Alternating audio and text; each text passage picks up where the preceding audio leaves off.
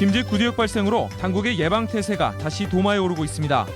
사전에 구대역 발생을 감지할 수 있었지만 대책은 없었습니다. 전주 헬기부대 이전에 환경 영향 평가가 부실 작성됐다는 의혹이 제기됐습니다. 헬기의 예측 소음을 축소한 정황이 드러났습니다. 국민연금 기금본부 분리 움직임에 전국의 시민단체들이 반대하고 나섰습니다. 전북으로의 이전도 반드시 이루어져야 한다고 주장했습니다. 여러분 안녕하십니까? 전북권 뉴스입니다. 구제역 방역으로 바쁜 하루였습니다. 감염 경로도 밝혀야 합니다. 일단 발병농장에 본사가 있는 충남에서 유입됐을 것이라는 분석입니다. 발병 전력까지 있었다는데 사실이라면 전라북도의 예방 활동에 허점을 드러낸 셈입니다. 박찬익 기자의 보도입니다. 구제역이 발생한 김제 돼지농장. 방역당국은 이 농장에 본사가 있는 충남에서 구제역이 유입된 것으로 추정하고 있습니다. 지난해 4월 구제역이 마지막으로 발생한 곳이고 그동안 충남 지역 돼지농장에서 자연 항체가 꾸준히 발견돼 왔기 때문입니다. 돼지에게 자연 항체가 생성됐다는 것은 구제역 바이러스가 상존하고 있다는 사실을 말해줍니다. 더구나 발생 농장과 익산 왕궁축산단지를 충남의 본사 직원이 구제역 증상이 나타나기 이틀 전에 다녀간 것으로 확인됐습니다. 사정이 이런데도 전라북도 방역당국은 아예 손을 놓고 있었습니다. 구제역의 매개체가 될 수 있는 가축이나 사료를 도내로 얼마나 어떻게 들여오는지 전혀 파악조차 못하고 있기 때문입니다. 새끼 돼지나 사료 그런 거에 대해서는 저희들이 좀 더 면밀하게 추적 관찰을 해서 가급적이면은 그 지역과의 역학 관계를 단절하도록 저희들이 유도를 좀 하도록 하겠습니다. 오늘부터 도내 전역에 이동 중지 명령이 내려져 통제 초소와 이동 차량을 소독하는 거점 소독장이 설치됐습니다. 이에 따라 발생 농장에서 반경 3km 안에는 가축과 사료를 실은 차량의 이동이 전면 제한됩니다. 또 발생 농장 돼지 670마리가 모두 살처분되고 김제 지역에서 사육되는 돼지 25만 마리도 예방접종이 오늘까지 마무리됐습니다. 구제역 청정지역이라고 외쳤지만 정작 예방에는 안일했던 전라북도. 사후 약방문식 행정이 또다시 도마에 올랐습니다. MBC 뉴스 박찬익입니다. 모처럼 겨울다운 추위가 이어지고 있는데 오늘은 눈까지 내렸습니다. 한파는 내일 오후부터 잠시 누그러졌다. 다음 주에는 더 추워질 거라고 합니다. 김하연 기자입니다. 한겨울다운 설경이 오랜만에 펼쳐졌습니다. 눈 쌓인 언덕 한쪽에서 아이들은 썰매 타기에 모처럼 신이 났습니다. 가로수마다 10cm 넘는 눈이 내려앉았고 가게 앞 눈을 치우는 손길도 분주합니다. 눈 오니까 좀 너무 좋긴 해요. 정말 오랜만에 눈 봐서 겨울인 것 같고. 오늘 정읍에 10cm를 훌쩍 넘는 눈이 쌓이는 등 도내 전 지역에 많은 눈이 내렸습니다. 고창 등 9개 시군에는 한때 대설주의보가 내려지기도 했습니다. 한파도 며칠째 기승을 부리고 있습니다. 진안과 임실의 아침 기온이 영하 6도 아래로 떨어지는 등 전 지역에서 영하권 추위를 보였습니다. 한낮 기온도 0도 안팎에 머물며 하루 종일 겨울다운 추위가 이어졌습니다. 눈은 오후 들어 대부분 그쳤지만 내일 새벽에서 아침 사이 눈구름이 다시 유입돼 1에서 3cm가 더 내릴 전망입니다. 내일 아침 기온은 영하 7도에서 영하 2도로 도내 전역이 영하권으로 떨어져 쌓인 눈이 얼어붙을 것으로 예상됩니다. 내일 낮부터 주말까지는 일시적으로 기온이 오르겠지만 다음 주 초 북쪽의 찬 공기가 남하하면서 낮 기온은 0도 근처에 머무는 등 매서운 추위가 다시. 전주기상지청은 다음 주에 찾아올 추위가 올겨울 들어 가장 강력한 한파가 될 것으로 내다봤습니다. MBC 뉴스 김하연입니다.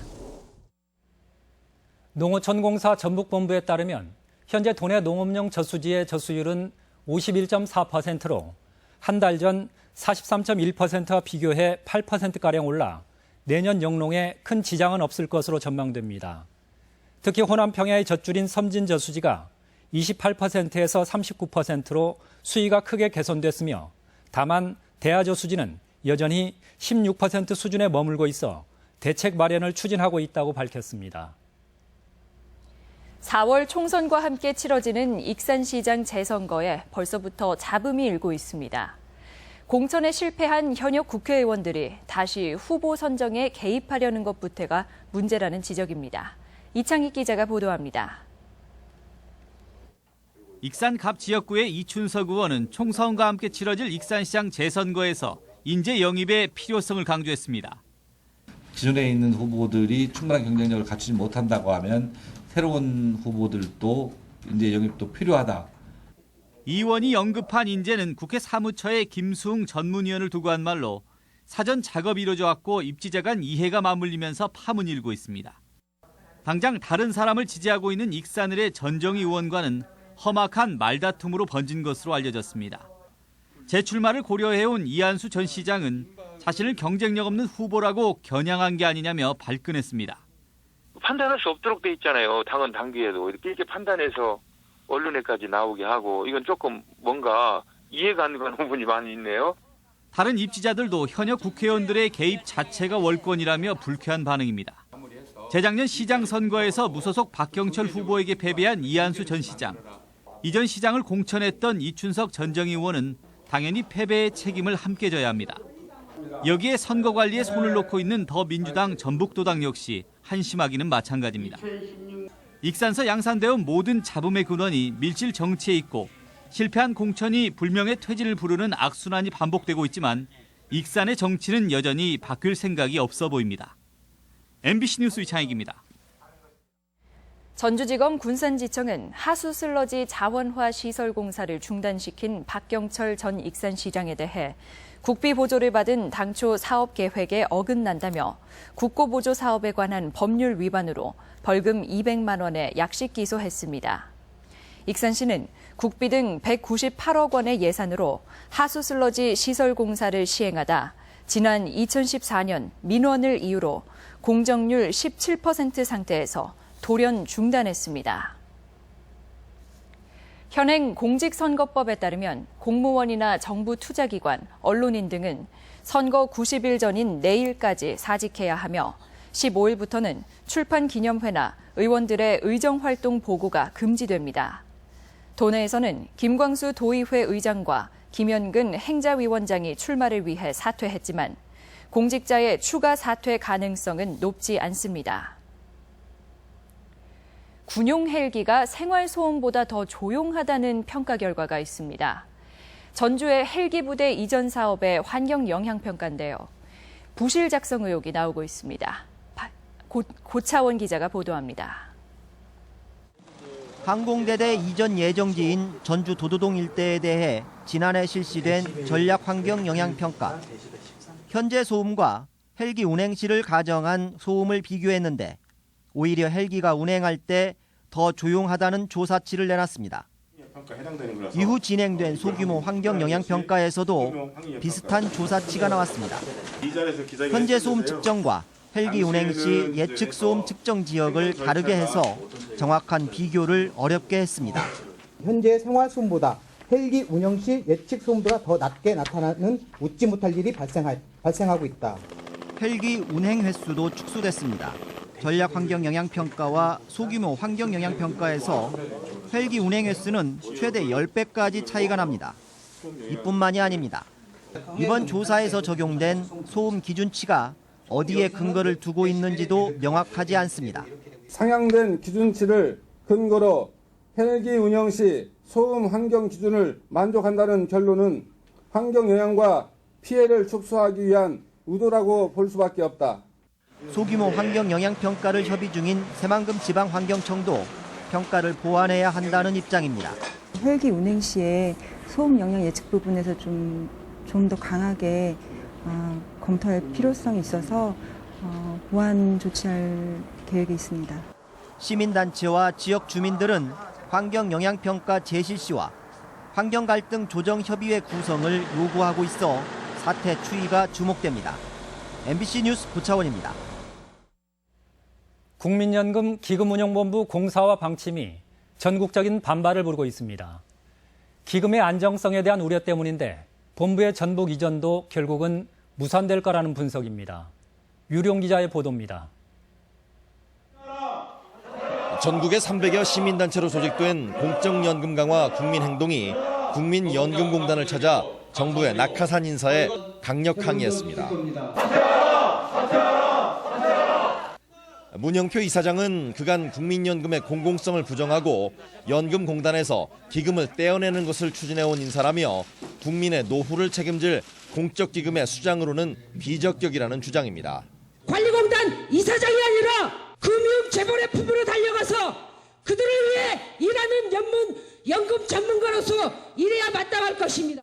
시민단체들은 기금본부의 공사화는 전북 이전에도 분명 여파가 있을 것이라고 관측했습니다. 기금운용본부의 분리는 연금 운용권을 정부기관인 공단에서 떼어내는 것이기 때문에 전북 이전도 하지 않을 것이라는 분석입니다. 공사가 되면은 이곳 전주에 있을 수도 없는 것이 현실입니다. 수용료를 핑계로 해서 다시 서울에 있어야 되고 훨씬 더 공격적인 투자를 할 수밖에 없는 것입니다. 실제 새누리당이 추진한 3건의 개정안은 기금운용 결정에서 가입자의 참여를 축소하고 투자회사 입장을 반영하는 것이 골자입니다. 투자의 용이성을 거론하며 주소지를 아예 서울로 바꾼 법안도 제출된 바 있습니다. 공적연금 강화를 위한 국민행동은 보건복지부가 기금 분리를 공식화할 것으로 예상되는 오는 20일 청와대 업무 보고 때까지 지속적인 문제 제기와 대국민 홍보에 나서기로 했습니다. MBC 뉴스 유룡입니다. 전라북도 감사 결과 사회복지시설은 결산 보고서와 후원금 내역을 인터넷 홈페이지에 20일 이상 공개하도록 돼 있지만 부안군 44개 복지시설이 이를 지키지 않은 것으로 드러났습니다. 또 후원금을 법인이나 시설 운영비로 50% 이상 사용하지 못하지만 부안군 4개 시설은 이 역시 위반했습니다. 전주지방법원 항소심 재판부는 민주노총 공공운수 노조가 직장 폐쇄로 피해를 입었다며 전주 5개 시내버스 회사를 상대로 낸 손해배상 청구 소송에서 회사 측에게 1,000만 원을 배상하라고 판결했습니다. 노동조합은 지난 2012년 사측의 직장 폐쇄로 단결권이 침해되는 등 손해를 입었다고 주장했고 재판부는 당시 직장 폐쇄가 사회 통념상 용인될 수 없는 수준이어서 버스 회사가 책임을 질 필요가 있다고 판시했습니다. 오늘의 간추린 소식입니다.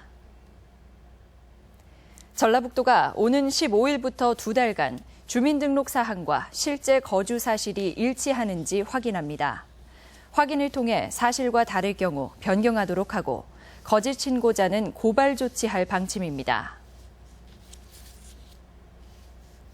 전주 상공회의소는 전주시 효자동 3가에 지상 11층, 지하 4층 규모로 회관을 신축하기로 하고 제한경쟁 입찰에 들어갑니다. 현 상공회의소 건물은 40년이 지나 건물 노후로 불편이 컸습니다. 군산시는 월명공원과 은파호수 일대 재선충 피해를 입은 소나무 6만 5천 그루를 3월까지 모두 베어내기로 했습니다.